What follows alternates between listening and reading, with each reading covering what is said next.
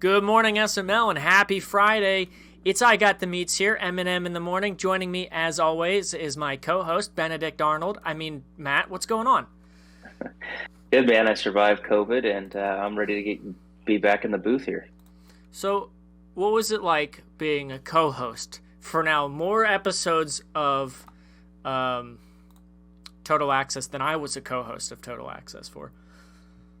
Yeah, Prime hit me up, and when I was feeling a little bit better, and asked if I'd do a midweek episode, so I did it. And I guess the fans wrote him and said they wanted me back. So I don't know. I enjoyed it. I like the short nature of it. It was fun. Most of the league probably doesn't remember, but I co-hosted TA one time, and that was like a trial run thing, and I guess Prime didn't like it, so I started my own podcast with Matt. So let's just get on into it. We had a big trade go down. I think it's probably definitely the biggest trade that took place in the season so far. I'd have to go back and check for the offseason. But it is the Dolphins and the Eagles. The Eagles got Tua Tagovailoa, which is an interesting move, I think, on both parts. The Dolphins got out of it. Landon Dickerson is a 23-year-old offensive lineman, 78 overall, 80 pass block, only 69 run block, though. Or no, that's flipped. 80 run block, only 69 pass block. They also got Philadelphia's first-round pick and a third-round pick. I think it's solid return, but I don't know. What are your takeaways from this trade right off the bat? Yeah, this was an interesting one because it looks like it was posted on the 27th. I got sick the afternoon of the 26th, so the 27th, I was out, man. I wasn't even in chat. I had no idea Tua was on the block. And then all of a sudden, I think Friday, I realized he'd been traded. I was really surprised. Mike had a good first season with him. I think he was in a win and he's I think last week came down to beat Fig, and he was in the playoffs or something like that, and he lost. And so I was a little bit surprised, but, I kind of was talking to Mike about it in the main chat. And he did kind of say that the left-handedness, he would roll right. That's how his brain works, how I think a lot of our brains work. And then he would try and throw across the field left-handed, and it wasn't really working. So, looking at Tua, he's not like super amazing, because at first I thought, geez, getting dumps first, because an offensive guard, I just don't value it. I think that's just eye of the beholder. Some people think they matter. Sometimes some people think they don't. And then Dump's a good player. He's got a good record. You get his first. That's not that great. You have a hole at quarterback. You're not going to fill it with that pick, probably, at least not with anybody good. But then I took a look at Tua, 89 throw power. I mean, it doesn't jump off the page as like, oh, this is a quarterback that everybody would want. But at the end of the day, I think it's good value for both. Dump needed a quarterback. Obviously he thinks he can dev up Tua like you did before the blip, and that would make a huge difference. But I'm a little shocked that Mike got rid of him. I thought they were a good team. I think it's let's talk about the Dolphins first. I think it's a baffling move for the Dolphins. Yeah, you got a first-round pick out of it, but it's not going to be a good first-round pick. Yeah, I know you're 2-5, so you're kind of banking on your pick being early. And I think this trade you were 0-3 when you made it, or 0-4 or something like that. And you're kind of banking on the Dolphins pick being high so that now you can get a quarterback early in the draft. That's fine. You got 2 first-round picks to work with now, and that's a team that, it's going to benefit from that other first-round pick. The third-round pick is kind of a wash to me. I mean, you can see guys are now getting steals like the Broncos got with that safety Monty in the third round this year. But the odds of that happening are pretty slim, so I don't know if the third round really moves the needle for me. The biggest issue I have with this trade is that the only other quarterback on the roster right now, well, he's got 2 quarterbacks on the roster right now, but the only other quarterback that was on the roster and is now the starter quarterback for the Dolphins is a 55 overall undrafted rookie, Artie Zimmerman, which he's been solid for him so far, 65% completion, but that's probably attributed to not trusting him and throwing a bunch of short stuff. I don't know how you trade. I mean, Tua is like a mid-70s guy, high 70s guy. I don't know how you trade that mid-season. Maybe in the off-season when you got a chance to sign a better quarterback. I don't know how you do it right now. I don't know how that trade is going to make the team a better team. Yeah, I mean, Artie Zimmerman, maybe he's doing well for him, but I mean, you don't have the confidence to run with that guy full time, especially if you're trying to make a run into playoffs or something. And I know that's not Artie Zimmerman's not Mike's long term plan. He's just stopgap, but you think you would have a little bit of a better option. But I almost wonder. I don't think he could even afford another option. I think because in the trade post, he said he had to make cuts to accommodate to his cap hit. And those free agent QBs, they want money. I mean, 1-year deals, they want money. He probably couldn't afford anybody else. But, the more I look at his roster, I don't even understand the acquisition of Dickerson because Austin Jackson is also 23. He's only 6 overall less. He's star dev at left guard. And then right guard, he's got Robert Hunt, who's 26 and star dev. I mean, does Landon Dickerson really move the needle that much as a 78-year-old 23 or 78 overall 23-year-old left guard? Could Mike have maybe... I don't know what those discussions were, but could he have maybe got somebody at a more important position? Maybe, I don't know, corner, linebacker, some position that he has to need on this team. But I will say Mike is not one that just trades to trade. I think there's some guys that just want to trade and they kind of screw themselves over. Mike's not that kind of guy. I think he's got a plan, but with Dump at 5-2 and his history as a player, and now he's focused. He's got an apartment. He's settled into his job.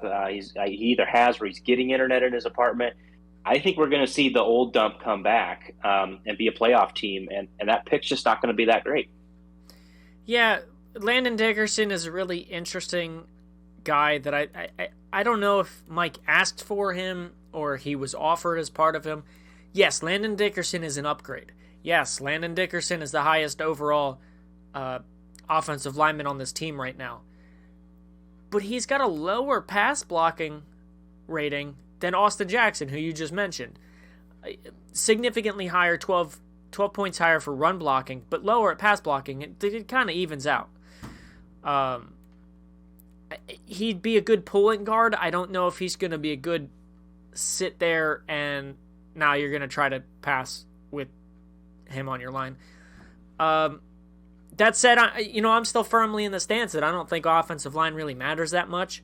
I think you'd have been fine with Austin Jackson at left guard. Not to mention, this Dolphins team has a lot of young offensive linemen. I'm seeing Liam Eichenberg, 24 years old, 69 overall. He's a solid starter. You can just, 70 and 70. You can plug him in. He can start your whole cycle and not really matter. Dickerson, you got Austin Jackson is a 72. You got Solomon Kinley, he's 25. You got a 70.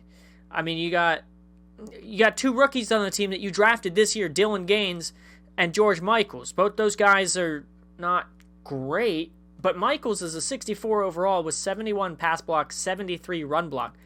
That's a starter. I don't care what his overall is. Gaines, he leaves a little bit more to be desired. He's more of a backup type. But also, you've got Isaiah Wilson, who's 23 years old, 68 overall. It's not the best offensive lineman, but this is a very young offensive line. And yes, they've got a 34-year-old Jason Kelce starting. Yes, they have a 33-year-old Russell Okung starting. Those guys, I mean, Kelsey's great. Okung's going to do nothing for you. Might as well start one of the young guys. I don't know if Dickerson is really what this team needed. In fact, I know it's not what it needed because I had the Dolphins earlier in the cycle. I didn't need offensive line. I wasn't trading for offensive line. I was running the ball fine. I was passing the ball fine. I didn't need a guy like Landon Dickerson. I would have loved to see somebody in a different position, even at the same overall. You give me a 23-year-old, 78 overall at any other position that's not offensive line, I'm fine with it. All right, but you coming out here, and I like that you got a first-round pick out of it. That's the minimum that you need to be getting. That's the baseline for trading for a quarterback. But then you're going to get 2 pieces that I don't really think move the needle at all. And that's where I'm at. I think on the surface, it's a huge L for the Dolphins. And now that's going to have to be determined based on what that pick turns into. probably in the 20s, I would expect. So, you can get a mid-70s guy in the 20s. That's fine. Prove me wrong. Maybe it turns out to be a great trade. I don't think it will, though. Yeah, I think the pressure's on Mike to make this look good in the offseason when it comes to the draft. And like I say, Mike's a smart guy. I'm sure he has a plan. But, when you're picking in the 20s, it doesn't matter what your plan is because, there's 20 other guys above you picking players. Obviously, he's not. I know he didn't think he was going to replace Tua with Dump's pick. Maybe he's going to package his pick and Dump's pick to move up. I mean, he's got options, but man, there's a lot of pressure to make sure that whatever he does it correctly because the quarterback is the immediate need in the offseason, and he's going to have to address it. Who knows? Last season, when he had the Colts, he ended up with big money Derek Carr. I mean, who knows what this could look like? Maybe he has already spoken to his plan and maybe he has something set up already for the offseason. I don't know. But, man, I wouldn't want to be in his shoes having to figure something out because everybody will be watching what he does at that position here in a few weeks. All right, let's flip sides now to the Eagles. Another question that I have with this trade is the Dolphins didn't get Jalen Hurts out of it. It's not like they traded for a quarterback. No, they traded Tua away. Jalen Hurts is still on that Eagles team. Oh, by the way, Gardner Minshew is too. I just like mentioning him. Not that it matters, but Jalen Hurts is still on the Eagles. He's the backup for him now. But let's just let's think about this from an Eagles perspective. You've got a 24-year-old, 75 overall, 87 throw power. So yeah, okay, I probably would want to upgrade him. I want to get a better quarterback, I think, because I don't know. Jalen Hurts, I don't know if I'm going to trust him throwing deep to Devontae Smith all the time. Let's not forget that Quez Watkins is not on this team. He got a first-round pick out of him last season. So it's not like we've got burners at the wide receiver position. Jalen Reagor's got 93 speed. Devontae Smith, 91. D.D. Westbrook, 92. So they're not slow, but it's not like you got that guy like Quez Watkins that could take the top off the team. So that 87 throw power is probably fine. Tua is an upgrade. Like, there's no doubt about it. Tua is an upgrade. But is the small amount of upgrade that Tua is over Jalen Hurts, is that really worth a first-round pick on top of that other stuff that, I don't think matters, but the main thing that I'm looking at right now is the first-round pick. And, Tua's the same age. He's got 2 more throw power, which is barely noticeable, I'm sure. Higher accuracies across the board, so that, like I said, that's an upgrade. Throw on the run is near identical. Play action is near identical, and Jalen Hurts is faster. I don't know if that upgrade was worth the first-round pick. I believe, yes, Tua is star dev, and Jalen Hurts is normal dev. So let me ask you, Matt, do you think 2 throw power and a little bit better accuracy and also star dev is worth a first-round pick? I think for someone like Dump, yes, because I mentioned I think Mike's a smart player, and I don't think he panics and makes a trade and screws himself over. Dump's also a really good player. He's played with Hurts for a season and a half. He knows what he's got. He must not like it, and I think we've seen that with other Jalen Hurts owners that he just doesn't have it. I think that 79 deep accuracy, I don't know if 80 is any sort of threshold, but I think if you're just looking at the surface, no, when you compare them, they're not much different. But if Tua gets 1 throw power upgrade, he's in the 90s, which I think if he had 90 throw power, we'd be probably talking about this a little bit differently because 90 versus 89. But he's in a spot, I think, where based on where Tua sits in the passing rankings, if Dump continues to have success, he's probably going to be superstar at the end of the season, and that's going to make an ultimate difference. And I think that's the huge part. With no QB breakout games, Jalen Hurts' ceiling at the end of the season is star dev, and Dump has not had success with him. Talk about his moving across the country and all that stuff all you want. He just didn't perform very well with Jalen Hurts if you watch those games. And I'm sure some of that might be dumped, but I mean, Jalen Hurts, I can't imagine anyone's. I mean, Mike didn't even want him in return, and maybe he can't afford him. But anyways, I don't see people beating down Dump's door for Jalen Hurts. But Tua right now is 7th in yards, and he hasn't played this week. I don't think he has not played this week, so that he's going to go up because some of the guys ahead of him have played. So I think if Dump gets him to superstar, that's going to have to be his goal. I think he needs to throw everything else out the window. If you give up a first for Tua, who right now, yes, is a marginal upgrade, but if he can get him to superstar, he'll get those dev tokens faster, maybe get that throw power up, get that accuracy up faster, and I think in the long run it will pay off. I know it looks a little funny now, but get Tua to superstar, and he'll be sitting pretty. So I don't know if this is a placebo effect or maybe Tua is just that much better, but they have Hurts and Tagovailoa, have relatively the same sample size this season right now for the Eagles. Hurts had 67 attempts earlier in the season. Tagovailoa's got 52 right now as a member of the Eagles. Less attempts, more yards. Tua is averaging 16 yards per attempt, which is crazy, by the way. That's a really high number. I should know. I keep the record book. That would far and away be a record. Probably by 2 yards at least. Jalen Hurts only averaged 9.2 yards per attempt, which is usually on the low end. That's bottom 5, bottom 10 for the season. Tua's got a higher completion percentage by 5 points, which not a huge deal, but over the course of a whole season is a pretty big deal. More touchdowns to the same amount of interceptions, same amount of sacks, much higher passer rating. So I don't know. I think you're right in the fact that Tua's a better quarterback for Dump and what he wants to do. I just don't know if I would have traded away a first-round pick for that slight of an upgrade. Now, again, Don't get me wrong. If Dump lets Jalen Hurts go and Jalen Hurts goes and he's a starter for some other team, and then Tua ends up as a superstar X factor, I'm going to take this back. I'll say that now. I'm going to take it back. But as of right now, because you have to trade for the now. I mean, you could trade for the future like Miami just did, but when you trade for a quarterback, you're trading for right now. Right now, I just don't think that upgrade was worth it.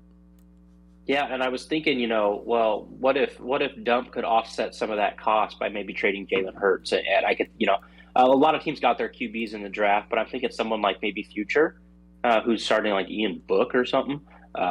He might be someone who could use a Jalen Hurts for the right price, but he's out of trades. He traded with the Titans in the Josh Sweat deal, which got him a first, so that's nice. He then traded with Faz. That was the Fletcher Cox deal. And then he did this one. So that's all three. So he's stuck with Jalen Hurts for the season. I obviously anticipate he'll unload him in the offseason. And depending on what he gets, maybe that'll offset some of the costs. So I see where you're coming from. And I think on both sides of this trade, certainly, obviously, we can say, they won or lost the trade in the moment. But both of these trades are going to reveal themselves. At least the quality of the trade will reveal themselves for both teams as we go forward. Now, let's not pretend like the Eagles have to trade Hurts. He's under contract for this season and next season. He's a second-round pick in real life, so not an expensive contract. 4 years, $6 million. That's fine. You keep that. You want one of the best backup quarterbacks in the league. You keep Jalen Hurts for the duration of his contract. Then on the chance that Tua goes down, suddenly you've got a guy that you don't love, but you can trust. You know what you're getting out of him. So I think Dump has the luxury of sitting back and saying, I'm not going to trade him unless I get something that I love out of it. Right. Or, because I don't really see there being a huge market for an 87 throw power quarterback. I think it's probably better to keep Hurts for the contract because it's cheap. That's a cheap backup quarterback. Would have been cheaper as a starter, but whatever. I think probably keeping him as a backup quarterback is going to be more beneficial than trading for a third-round pick or something. Yeah, and like I said, most teams have their quarterback. There were a lot of QBs drafted in that last draft to the real QB needy teams. But yeah, I mean, I think he's worth shopping just because quarterback injuries almost never happen. But like you said, if you don't get something for him, you don't have to trade him. He could sit on your bench, and you can just enjoy that nice luxury of a good backup quarterback that you know what you've got, and he's super, super cheap. Yeah, and I don't know really what low-tier starter quarterbacks are asking for contract-wise, but let's say at the end of next season, Hurts comes out and he wants 4 years and $12 million, $15 million. That might be worth it because he'd be, if not the best, one of the best backup quarterbacks in the league. Yeah, you don't love the idea of dropping, maybe $5 million, $4.5 million into a guy that's not going to see the field. But if he comes out and he doesn't want a big contract, you might as well just keep him. Yeah, and who knows? I mean, any of these Madden patches coming out, we just had one today. It was, not a gameplay update, but we're supposed to get some franchise updates. They did mention there's 2 more of those coming. So with these updates, you never know. Maybe quarterbacks start getting hurt a lot more in an update or something. So, I mean, for that kind of cheap price, there's really no risk. He should have the cap space. Even as an Eagle, he's got those expensive linemen that he could get rid of and probably not feel too much pain. So, yeah, it'll be interesting to see what Dump does. It'll be interesting to see what both of these guys are on different trajectories. Dump's got Super Bowl aspirations. They're certainly going to make the playoffs, I would think. And then Mike, not so much. He's in the AFC East, so I guess anything could happen. But not with Artie Zimmerman. He's kind of already looking forward to next year. So I'm curious to see what both of these teams end up with. Anytime there's a big QB trade with picks and things like that, it's always interesting to see what the two teams do. Because when you're trading a QB and when you're acquiring one, you're obviously looking at 2 different trajectories. So we'll see what they do. It's interesting right now. Let's not rule the Eagles out for a 1 seed in the NFC this year. They're sitting at 5-2. There is 6 teams with 2 losses right now, and that's the top of the NFC. You have 4 teams that are 5-2, 2 teams that are 4-2 at the time of recording. It could change by tomorrow morning when we release this. But as it stands right now, the Eagles are the 2 seed, according to Madden. So I need to put a big asterisk on that because the tiebreakers could be different, actually, than what they are. But right now, he's the second highest ranked guy in the NFC on Madden standings. So, yeah, I don't think that's. Overall, I'm just gonna give this trade for both teams like a C-. I'm more likely to give a C+ to the Eagles, but I don't know. I don't love the trade for either team. I don't think it's a good trade for either team. I am fully aware that both these teams might make me look stupid, and it turned out to be a great trade for both teams.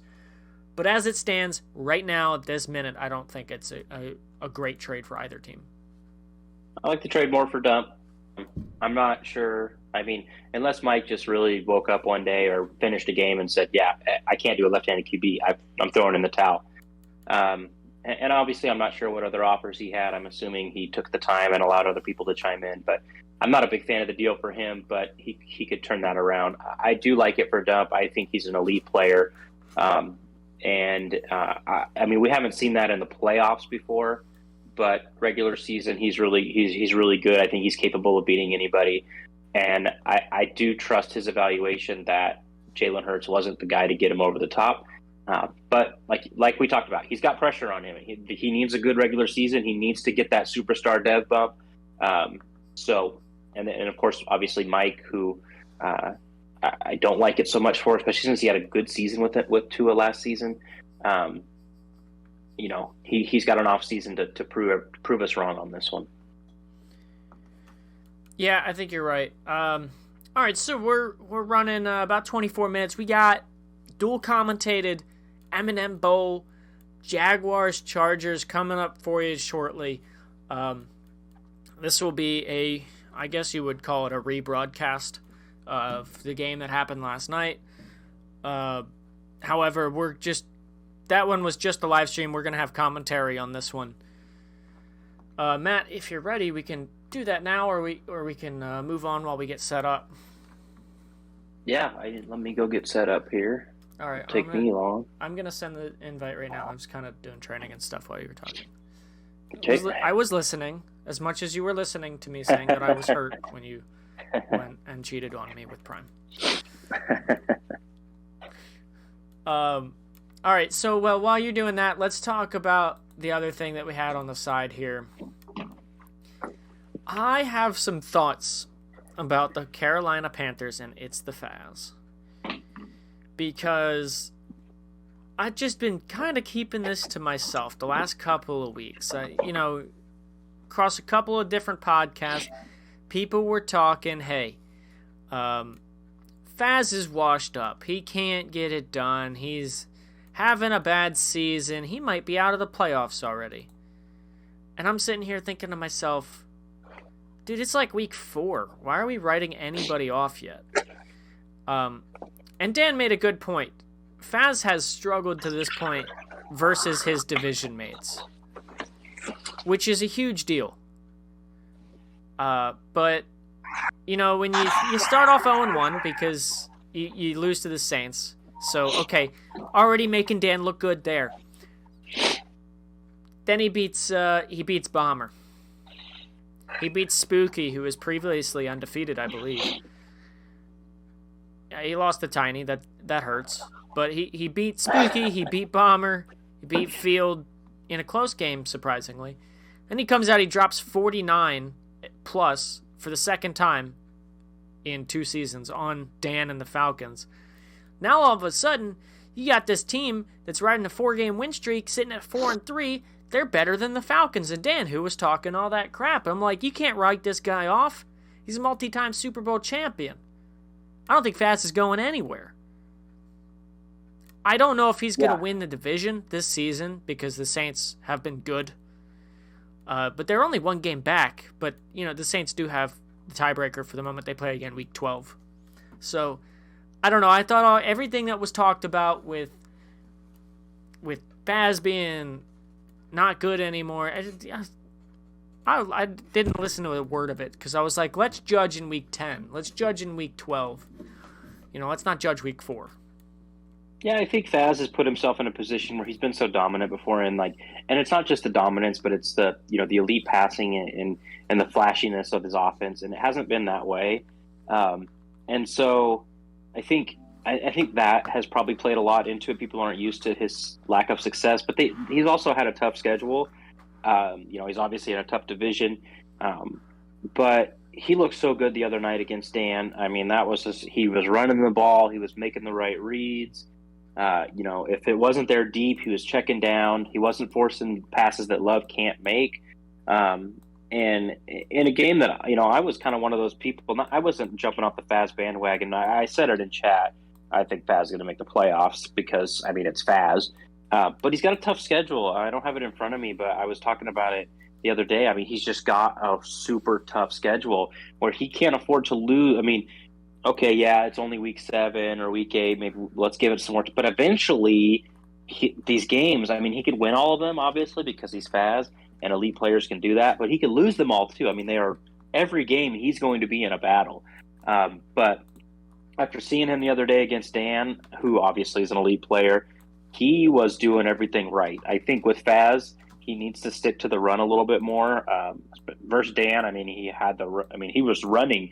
And Prime and I were commentating. Sometimes it looked like, his whole team was just pancaking Dan's team, and he was running wild, and he's got evasive. And, if he can just stick to that balanced attack, not, give up on the run just because it's boring or it's coward, I think Faz is going to be fine. I'm with you. It's Faz. When have we seen him miss the playoffs? I don't think it's ever happened in my SML tenure, so...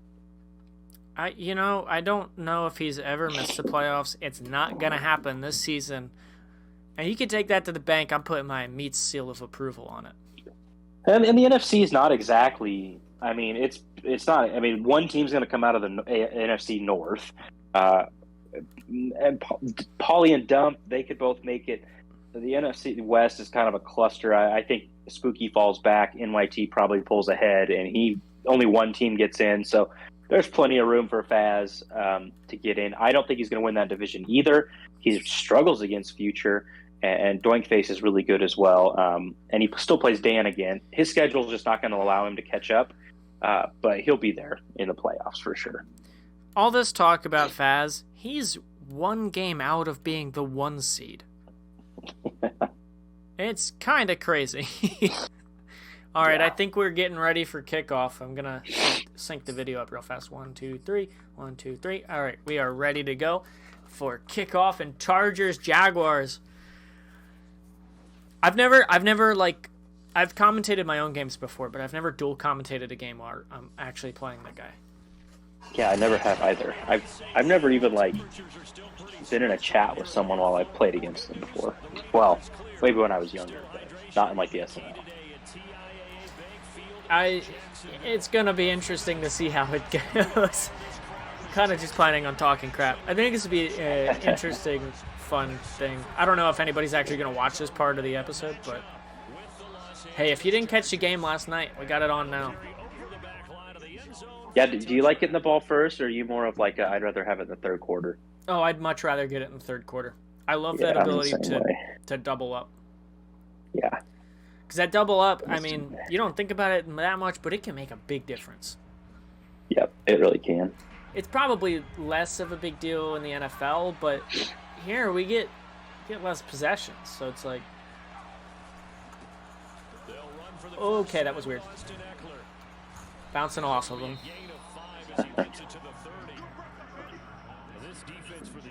All right, I've done no scouting on your team whatsoever. I saw you good running the ball, but that's it.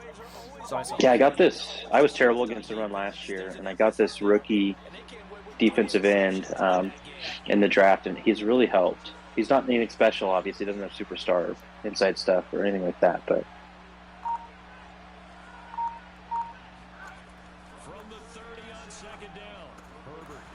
Ooh, shake him off. Oh, what is all this lag? Okay. Now you guys can see what I have to deal with on a daily basis. Yeah, I don't... Solid internet, too. I don't get it. That's weird. I did not experience any lag there. I did experience broken tackles, but... Yeah, every once in a while I'll get this frame rate drop where it freezes for half a second and then speeds up real fast. Fuck. Okay. Wow. That was bad. Thought I had that, but you threw it in a great spot. As soon as I pressed the button, I realized I shouldn't have pressed it. My tight end and my other tight end got hung up on each other, and I couldn't tell who was going where.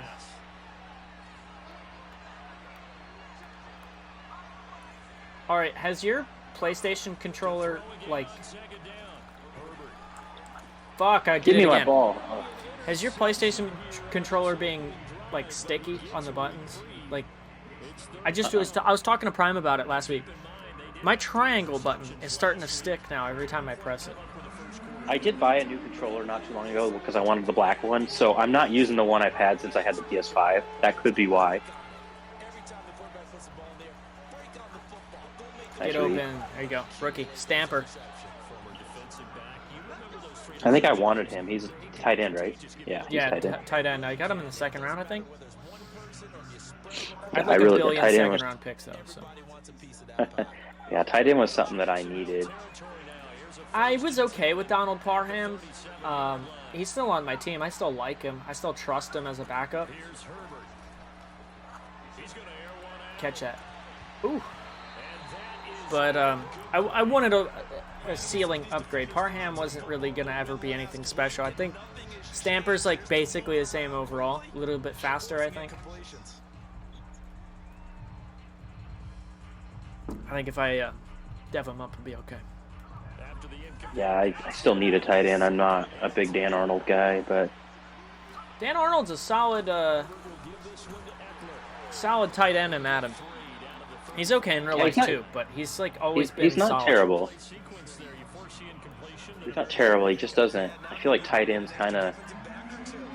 I don't know about the meta, but they're kind of nice in this Madden. Tight end is one of those positions that I think is nice. Devin Duvernay, baby. Tight end, I think, is one of those positions that it's like easily replaceable, but is like always really good for some reason. Yeah, I agree. Like, 68 overall Donald Parham or whatever was like pretty solid for me. And I don't know why, but for some reason tight ends come down with contested catches more often than wide receivers do. Yeah, I mean, before the blip, Bomber drafted that. I think he's just kind of a bum, but he had like 90-some speed, and he was a beast. Isaiah Coulter, thank you, former Arizona practice squad legend.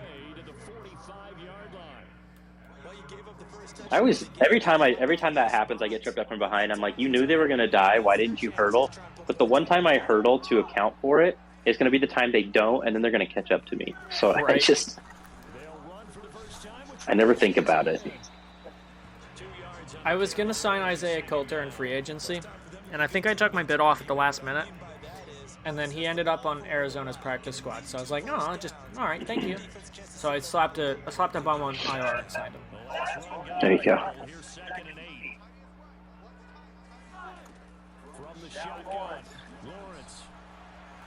Oh, that's a pick. Oh my God, how do you drop that?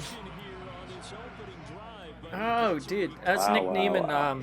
He's my user, and he's leading my team in interceptions right now. And he drops that. I can't believe that. A sigh of relief, no doubt, on offense that fell harmlessly to the ground. So the failure to connect on second down, that leaves us staring up here at a 3rd and 8. From the gun, it's Lawrence. Oh shit! Why did catch that? I don't understand why the zone didn't back up on top of him. This game is. Yeah, like, I noticed that a lot. You see Murray's just standing there. Mm-hmm. Like, you gotta be aware of that kind of thing, right? He doesn't have low awareness.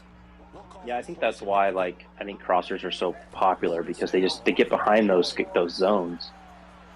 There's Dan Arnold. Well, I thought about running with him, but then I was gonna leave another guy on a drag wide open. So it's like okay, he's scooching over in a superstar linebacker zone. Maybe I can leave him be. Nope. Yeah, I notice that a lot. Like, even I'm just watching streams of other people. Like, they'll have a guy with, like, they'll be playing a zone and there'll be nobody in front of him, and he'll just let him go. They'll just let him go by, or let him go by him. And I'm just like, man, there's nobody in front of you. Like, just back up. This game is interesting at times. I give you that. Yeah, I mean, defense is like, it just feels impossible to play. Yeah, I mean, totality.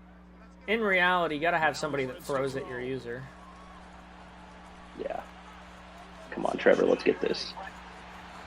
I will break your legs.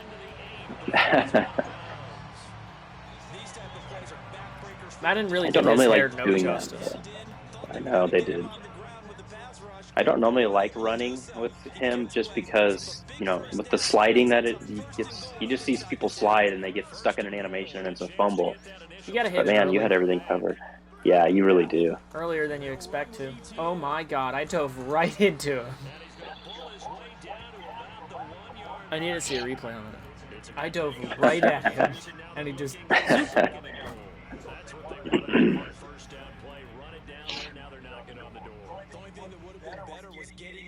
I think this is where this game, compared to Madden 21's really changed. It's so much harder to get in the end zone from here, in my opinion, than last year. If I got down on the goal line, thank you. Yeah, see, that's what I did last time. Well, also, I mean, there are certain rush lanes that are just always open in goal line formations. That it's like, if you know what you're doing and you're okay with selling out on the run, you can pretty much, as long as your stick skills are there, you can pretty much shoot that gap like almost every time. Right. They'll try to run. Nope. There we go. Got blocked in But the man, last second. in Madden 21, shoot, you get this close to. I mean, even if it's not the 1, even if you got to like the 3, you just needed to run up, just run a couple times, and you were in. You could just run a halfback dive. Yeah, it depends on the run play, I think. I think there's still some plays that are like that. I do think the QB sneak is... I know it's not impossible to stop, but I think it's harder to stop this year than it was last year.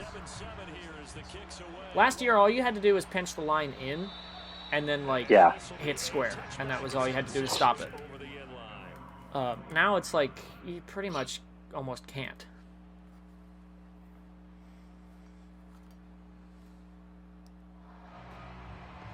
The Charger drive about to get going. They were winners the last time they took the field, which was 2 weeks ago. They had the open week last week, so this is a squad that... How do you like Keenan Allen? He's kind of one of those really good receivers in real life that never really transitions to being all that great in Madden. He's actually, I mean, I like him. I think I had like 1,300 receiving yards with him last year. Oh, nice. He's not really my type of receiver because he's not the fastest guy in the world. All right, and I lagged and couldn't hit the hole appropriately. That's fine. That cutback hole was wide open. I did over pursue a little bit there. Yeah, he's not really my kind of receiver. It's no secret I like fast receivers. But he just gets open. Come on, forward. That's another problem with this team. I don't really have a whole lot of safeties.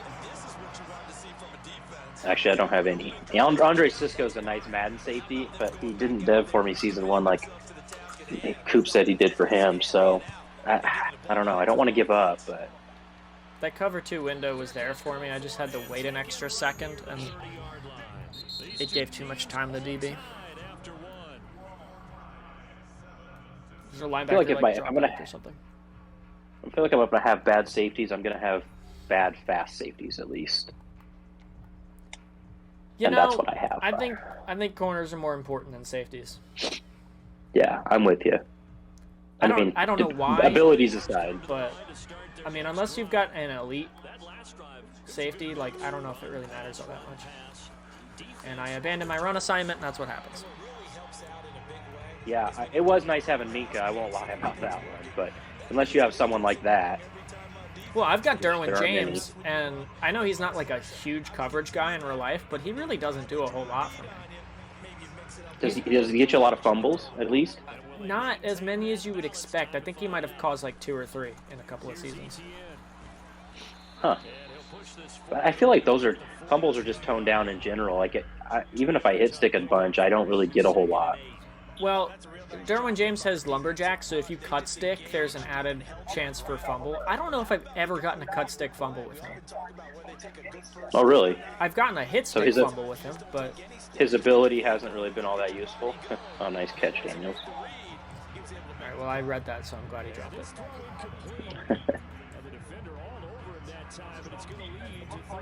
it. He's solid against the run, and he's a sure tackler, so...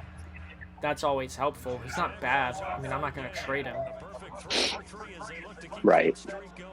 This is 3rd and 8. Out of the gun. It's Lawrence. What was that? I got stuck on the D-line there. Boy, nothing more frustrating, I swear.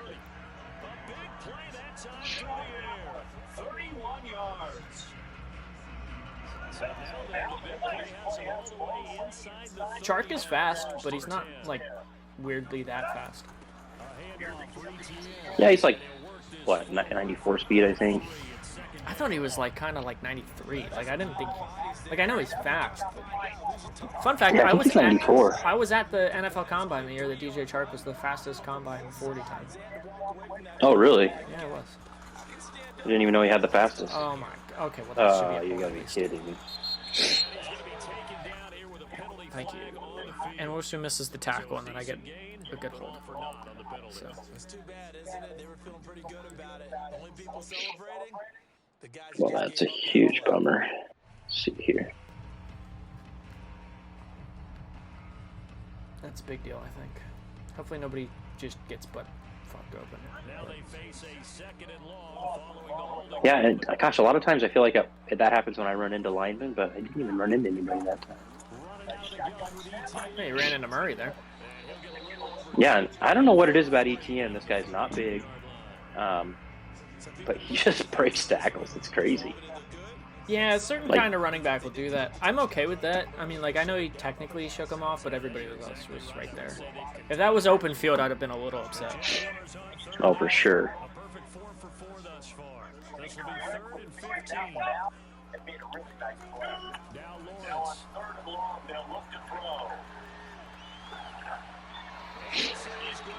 Good throwaway. I had Shark one-on-one, but I don't know. When it comes to the back of the end zone, I always get nervous because, like, your receiver will sometimes just stand there. It's touchy, especially when you're late on the throw, that you can Yeah. possibly overthrow it, and then you guys are both just standing there, and then it's like probably not even a true 50-50. I think the defense probably has the upper hand on those jump balls in the back end zone when you're both just standing still. Yeah, I agree. And I think that's mostly because the defender usually has more control over his player. Plus, they step out sometimes. It's like, gosh, so many bad things can happen. Yeah. I wanted to pop that one outside there, but I didn't. Man, yeah, kick returns. Whew, I hold my breath every time.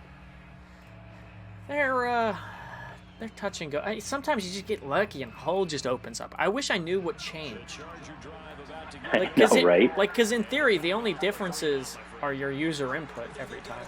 If you're running the same stuff, go on, shake them off. All right. Man, Eckler he's kind of like ETN. He's an elusive back, right? I believe so, yeah. I think he's got 92 speed, something like that. Like, he's not the fastest guy in the world, but he's not slow.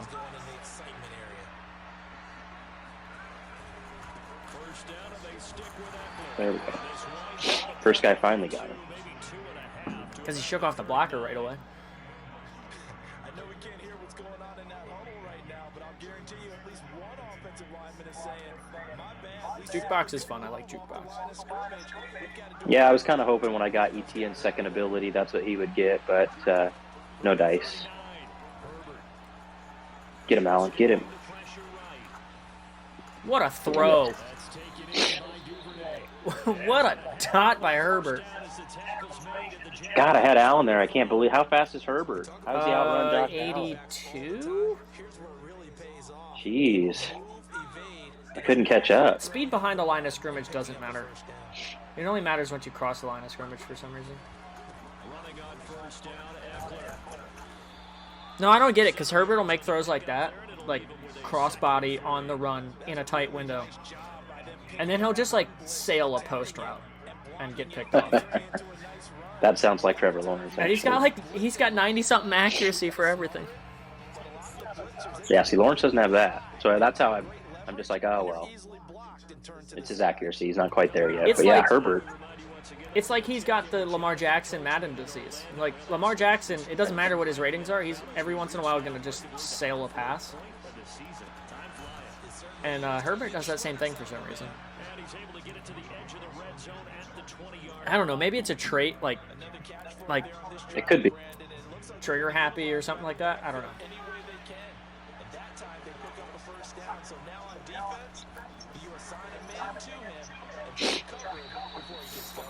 I wanted to take off, but there's nothing there. That didn't register as a throwaway at first. I was like, what the hell? I was really concerned when I hit that button because it was kind of a reaction that it was going to be intentional grounding, but I got a good location on it. So.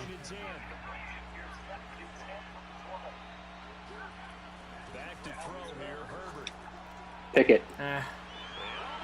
Inside leverage and a. Okay. Well, that's a. Oh my God! I'm like, God dang it! And they can't even return a field goal here, guys. Come on. I knew that was a risky throw, but I had the inside leverage, so I was thinking, okay, maybe he'll get a good reaction. And then the DB was just like, nope. Yeah, see, I don't understand that because that's not even a good DB. Like, yeah, I'm happy I got a pick, but like that guy sucks. It's like 72 overall or something. It's just not consistent, you know? Yeah. I don't know, you should be spinning right next to Derwin James. I know. He made Damian Harris. No, maybe it wasn't Damian Harris. I don't know. Somebody on the Cardinals juked right into him and he hit sticked him. And fumbled. It's still open for the coordinator. Yeah, I that's what I got to do. I gotta do a better job of paying attention to who's on the other team. You know, I always just freaking run right at guys. The only thing I've ever really. I mean, with few exceptions, you really just got to worry about the stars and the superstars. You know. Yeah, I agree. I mean, the X factors in the start. You know what I'm saying? The graphics on the field. Mm-hmm. Like, yeah, all right, maybe when you play Denver, you got to worry about Justin Simmons because he's a big hitter but doesn't have a superstar ability.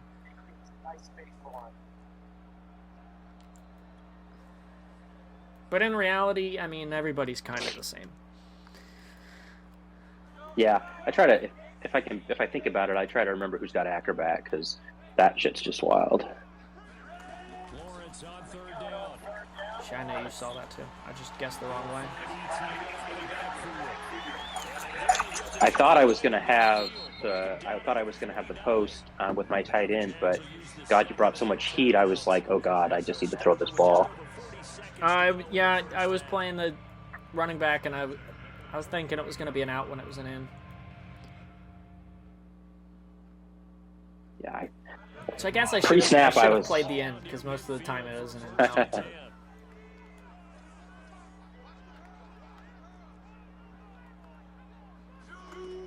Looking to throw, Lawrence. Oh, shark. Yeah, that was got a ton of time to throw them. Yeah. That was kind of a slow developing play, which is weird because that play usually doesn't take that long. I gave up on it. I had shark and I just quit on the damn play. I Damn not it! Realize there was only 40 seconds left in the half. It's got a bit of quick half, and I don't know if it's because we're talking and I'm not really paying attention. That's probably it. I think it is. I've had the ball 3 times. Yeah. Pick, punt, touchdown. Yeah.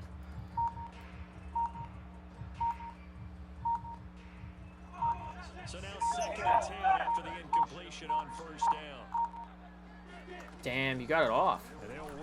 Man, I was mashing that button. It used to be 7 seconds. If you didn't call the play before 7 seconds, I guess it's 6 now. I wasn't even paying attention. I couldn't find a play I wanted. So I was looking at it. I saw it hit 6. I didn't think you were going to get it off. I was wrong. Oh my God. That was luck. There's no other adjective. Throwing a sacks are easier to catch this year. Yeah, it kind of feels like that. Last cycle, that would have been a pick or an incomplete pass. I do like that wide receivers are more aware of things, but it kind of can suck in situations like that. Yeah, and it's a darn good thing that I got that I unlocked. You know, you got to play like 500 snaps to unlock the rookie superstar thing or whatever. Oh, frick, I might have missed this. No, I got it. I might have missed it. It went right down the middle, but man, I was off on that. But anyways, like before Lawrence got his unlock because he has quick draw, with his super long windup, that probably would have been a sack. All I saw was I had 4 white shirts right next to him, and he somehow got the ball off. Yeah. He's got a long release, but that quick draw where he throws it faster under pressure is a lifesaver. Quick draw kind of eliminates animations that are an issue. Because, like, yeah, sometimes it can throw off your timing when you throw a ball, but if you get used to a guy, then it doesn't really matter. And then with quick draw, it just eliminates the ability for the defense to get sacked sometimes. Yeah, like right there, you'd have sacked me. Oh, let's not do that anymore. Shaquem Bellamy, first round pick, kind of trash. Yeah, I'm not too excited about that hit. No, he's okay. Just my second round pick's corner is just better for some reason.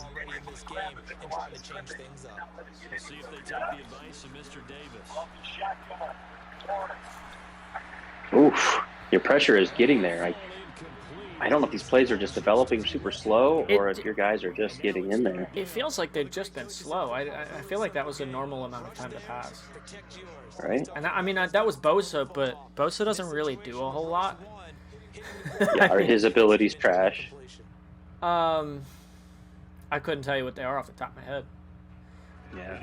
He's got That's how swim Josh club Allen and no is. outsiders, so he's solid against the run. He just doesn't get a whole ton of pressure for some reason, despite being in That's the kinda 90s like- as a pass rusher. Oh my God! That's kind of like what Josh Allen has, but he doesn't even have no outsiders. So he's kind of like a TJ Watt. No That's outsider nice is when they- nice, but they kind of nerfed the whole run abilities thing. Mm-hmm. So last year, inside zone or Stuff, yeah. no insiders was like really good, and no outsiders was like really good. Now it's like you might get it 20% of the time. Yeah, inside stuff last year, God, they would like almost hit your quarterback. It's double pivot. It's a fun play. Yeah, Colt likes that play.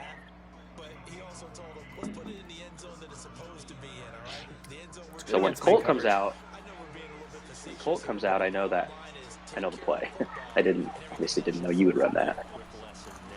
I wasn't prepared. I've got quite a few plays in that formation, actually. All right, let's hope I don't. I usually land on this don't. next play. I don't usually go empty, just because those quick sheds that Yeah, I very rarely gets go the empty. tackle. Okay, and I couldn't. God, I read that right too, and it just didn't work. I tried to hand it off, and I pressed the button, and it just didn't register. When you said, "Hope I don't lag on this play," I figured you had something up your sleeve, but I didn't expect option. I won't lie. I don't run the option much with this team, that's why. Come on, Keenan, catch that! Wow, I'm surprised he didn't. I saw the safety drop, and I'm like, ah. I thought you had it. I Come was like, on, oh, here, boy. like Griffin's not getting over there fast enough.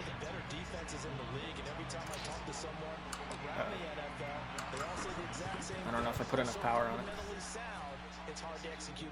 You got Oh, it. sweet. Barely. I cut that short Yeah, that just a little bit. wasn't by mud. That's 59 yards for the nerd. Oh, do you have hot rod? Mm-hmm. I don't know if you noticed, but that's why he's wearing number 98.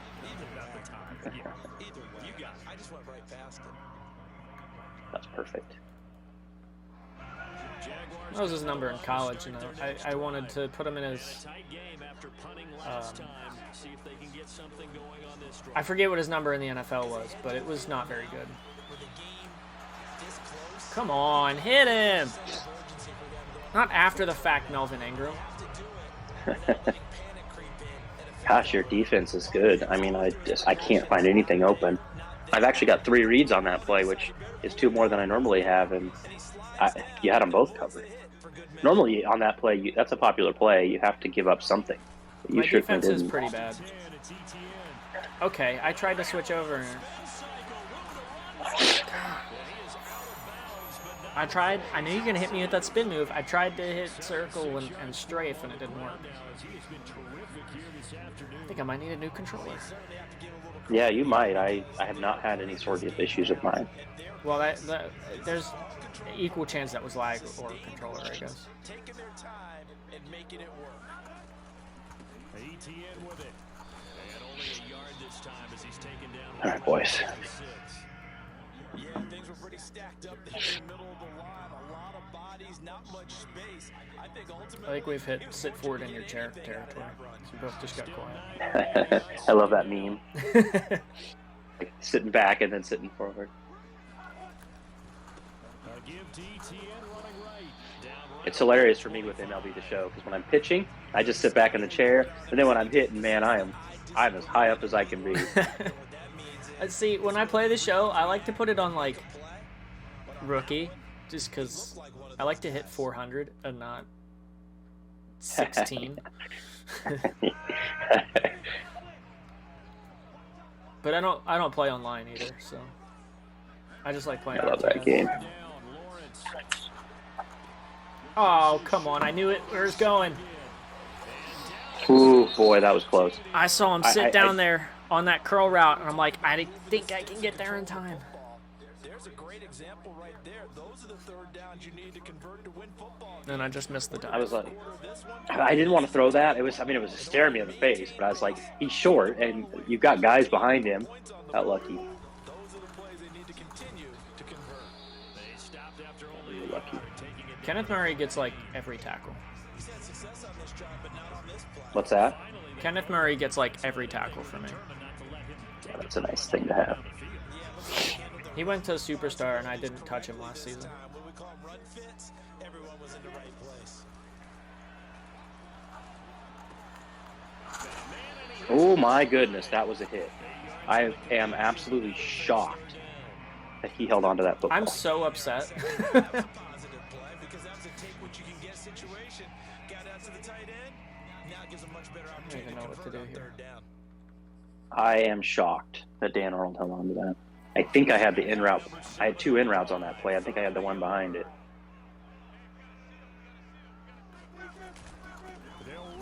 Nice play. Nice. And you're not inside the 5, but I mean, it's still technically go for it territory. Yeah, but I almost never go for it. I just take my points usually. So now here comes the field goal team for the third time today. From the right hash, and this one Set me up for a fake right now. Oh, okay. No. Do you, a lot of guys, the thing that people seem to do is they, they'll have like their best, like for you it'd be Bosa and Myles Garrett's one, like they'll put somehow they get their best like defensive lineman right in like by the guard in the field goal formation and they go right through the middle. Have you seen that? I never even thought about doing it for field goals because I was like, it probably doesn't affect anything. It's just like, it's just animations, right? I went into practice mode one time and I figured out who was what position on the depth chart versus where they played on like punt returns or something. And I was like, okay, well I know this guy has a higher hit power rating and slightly the same, so I put him at like cornerback 4 or something as opposed to cornerback 5, and that's because cornerback 4 plays on the special teams and CB5 doesn't. Gotcha. But I I've seen them. They just go never thought right about up the that middle. with field goals. NYT, I saw him do it first, and then Faz has been doing it. A lot of guys. Bomber with the Garrett, he tries it. I just don't know if it makes a difference. Yeah. And I've never seen anybody do it to me, so it's not like something that's Yeah, no crossed one's my mind. ever blocked a field goal on me by doing it. throwing on 2nd and 8. Herbert. Open man is Duvernay. And he'll go down, and that will do it. For the Insert third quarter of action. Faz quote. So it's a quarter to Pursuit angle. Yeah. straight field goals here as we Now I can't figure out user tackling in this game, but it's such a it's just a, I mean at this point it's just a habit for I can't not click on. I do like that. on first down. Justin Herbert. I feel like shit. Yep, I knew I did that. That's in the double coverage. I did not expect that. I just saw the circle. I just saw like the little indicator where the ball's going to go for some reason, or you threw it. Yeah. I saw the double move. I saw a split in the defense for half a second, and then I saw your user drop back, and I said shit, because it was as soon as I pressed the button, you started to drop back. Yeah, I don't know why it did that circle. If it did do that, it was a 50-50 ball, even if you didn't drop back, but I had inside leverage, so I was like, all right, maybe it'll be an incomplete pass. that was like a stop and go. Yeah, that was that stop and go that it gets open if it's not user usually, or if it's not man coverage. Man coverage, it's probably covered. And that's usually my primary read on that play, but Usually I don't throw it. I usually throw someplace else. And that time I saw the split, and I was like, I think I can fit it there. And I could, because you played it well. Man, I just can't get a deep route on you. I have good, good-ish DBs. Really Normally, good DB. Normally Chenault's butt naked on that play, and he was covered easy.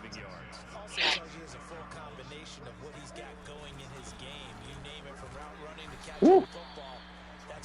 Melvin Ingram. I was just gonna ask you, is that Melvin Ingram? Yeah, I re-signed him this offseason. He's nice. When I was Pittsburgh, before the blip, obviously he was on their team, and when Highsmith got hurt, because I started Highsmith for the youth, God, he was super good. He almost made me want to start him. Yeah, I wasn't planning on signing because he was like a week 1 preseason signing.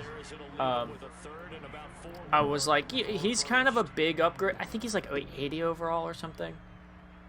And like my backup left end now is 75, and he didn't really do much for me last season. So I was like, yeah, let's sign him. Let's see if he does something.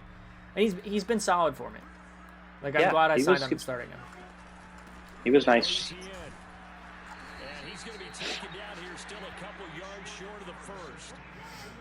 You know, I can't run on his Paulie.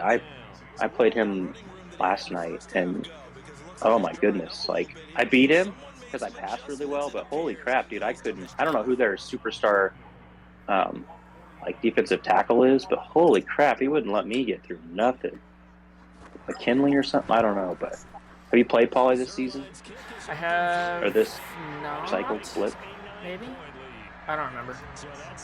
That Giants team, I don't understand how it's like. If you look at the roster on Madden, they're really good, and I don't understand why, because that team has not been good in years. Well, they've got talent across the board, and Madden loves talent more than it loves production on the field. That's a fact. And it loves speed, and they do have that. That's why the Cowboys are always so good in Madden, because they have tons of talent.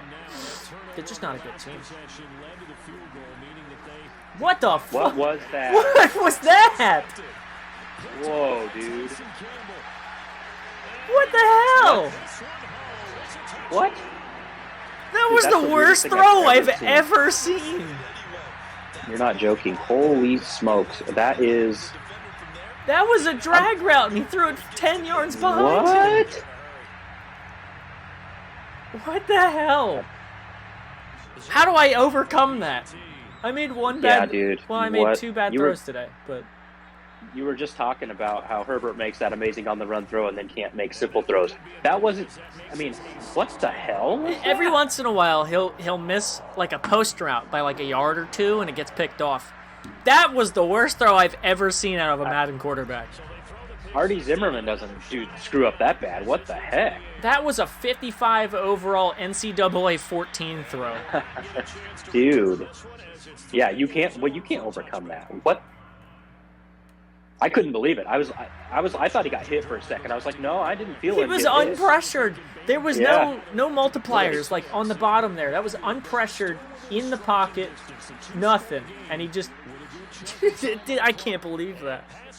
That's wild. I've never seen anything like that before. Like I've seen bad throws, but not like that, and not from quarterbacks of his caliber. I would have been upset if he had missed it on like 2 yards the opposite direction, but not like by a lot.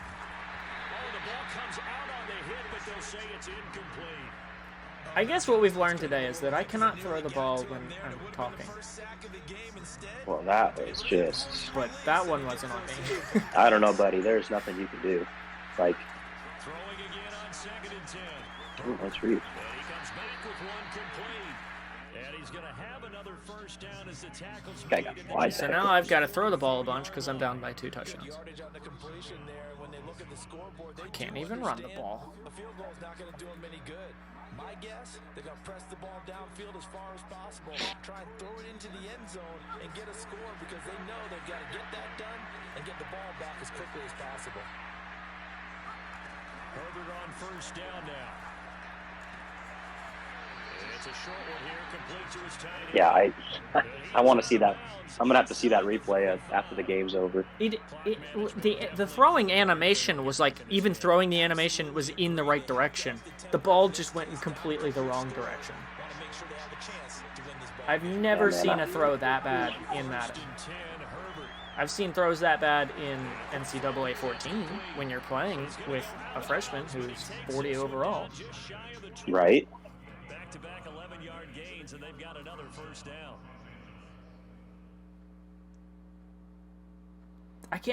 I would understand if that was a throw out of sack. I would understand if he was being pressured, kind of. But that wasn't pressure. Yeah. That was just truly just the worst throw I've ever seen. And yeah, my first thought was he got hit. First and goal, and they got to be thinking a chance to get right back into this football game. Out of the gun, Herbert flushed to his right. Oh, nice move. Pursuit angle. I thought you'd go out of bounds to be safe, so I was going to try and get a sideline fumble in. No, it's 3 minutes left. I was down 16, so it was worth the risk. Oh, yeah. So it is back now to a 10-point spread, and you have to imagine they'll line up and go for 2. Oh, no question about it. If they can get this to an 8-point game, they can make things awfully interesting here in these last few minutes. All right, and another bad throw.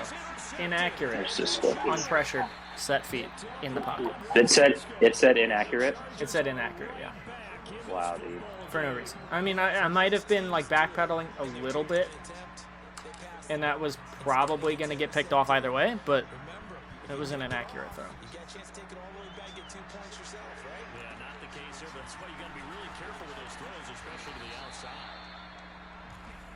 That's just weird. Did you have that? Did you have these problems with Tua? Yeah, I mean, kinda. It was to be expected, though. He was lower overall. Yeah. Probably didn't stick out as much. Not 90 across the board accuracy. He's got like 95 short accuracy. And that was 35 short accuracy.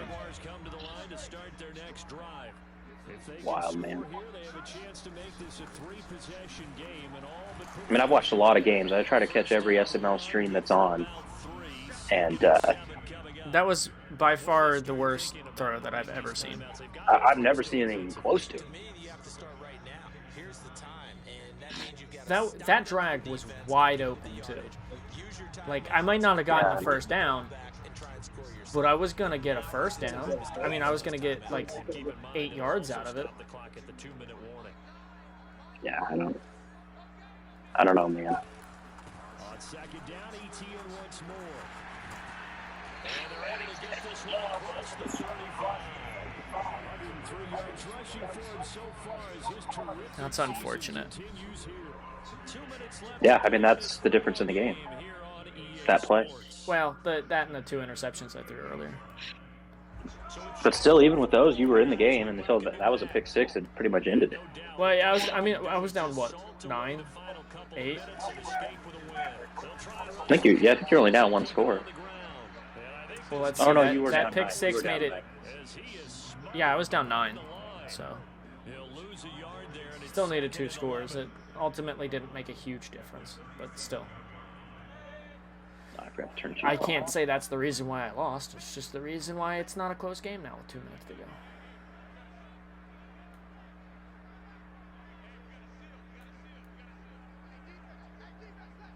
Jesus, Prime put up 57 on the Titans.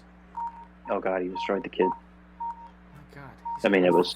I mean, he came out just throwing.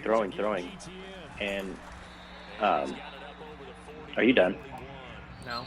Okay. I'm never done unless it's 3 scores. Okay, yeah, I was like, oh.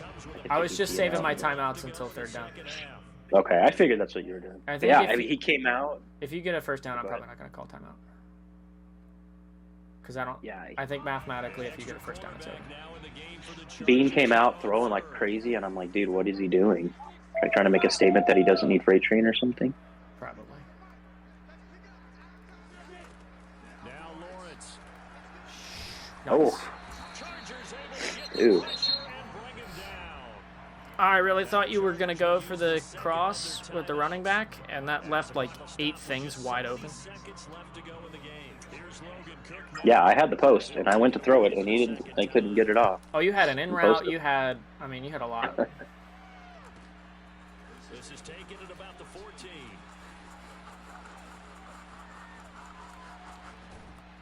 Thank you.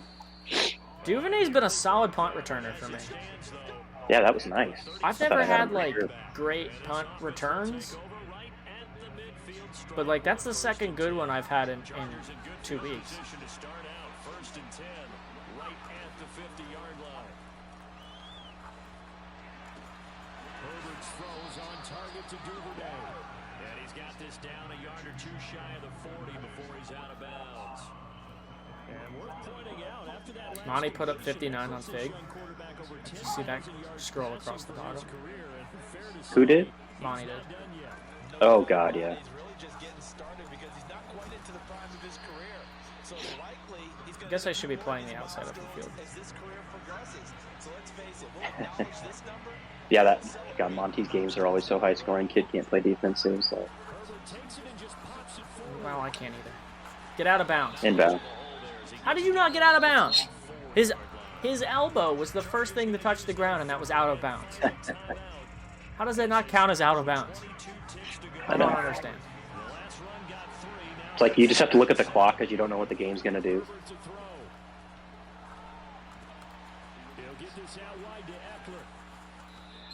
That was probably Gutsy staying in bounds. That was a cool move, too. I'm upset about that. Never happened. It's like a spin move without actually using a spin move. And yeet. Nice. Now he catches it. Yeah, only when it doesn't matter. So I guess I could get the onside kick. But Yeah, you could. I was throwing that to Keenan Allen the entire time. That was my only read. I didn't care how covered it was. Because there was 15 seconds left and I needed 6.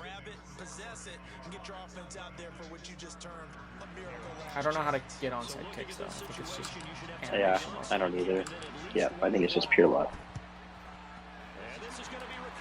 Damn.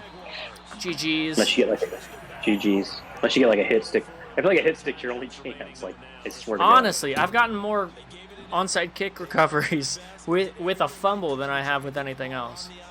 I think I've gotten like 2 of that, and I got 1 regular one in like the playoffs last year. That always scares me the most. Like, it's not necessarily recovering it; it's not getting immediately beamed as soon as the camera turns around. For the love of God, I don't understand why the animation every time is just not to hit the ground. Right? No person in real life is ever going to recover an onside kick and then try to run with it. Yeah, no. At least not, more than 20 yards behind the line, Yeah, for sure. It's unbelievable. Well, I do think that weird Herbert throw is the difference. I mean, what the hell? I guess it ended up being, but that's not really why I lost, though. If that game went by really fast. Again, probably just because I wasn't paying attention, like to the clock or. All right, well, GG's, man, and I think that about does it for M&M in the morning. Thanks for watching, guys, and if you missed this game last night, thanks for catching it in and watching. If you're listening, I love you. Any new guys, check out the SML, simmaddenleague.com, simmaddenleagues, or on Twitter and Twitch and YouTube, which you're watching this on. And, apply, get you in here, have some fun. SML, let's go. Thanks, Matt, and we'll talk to you guys next week.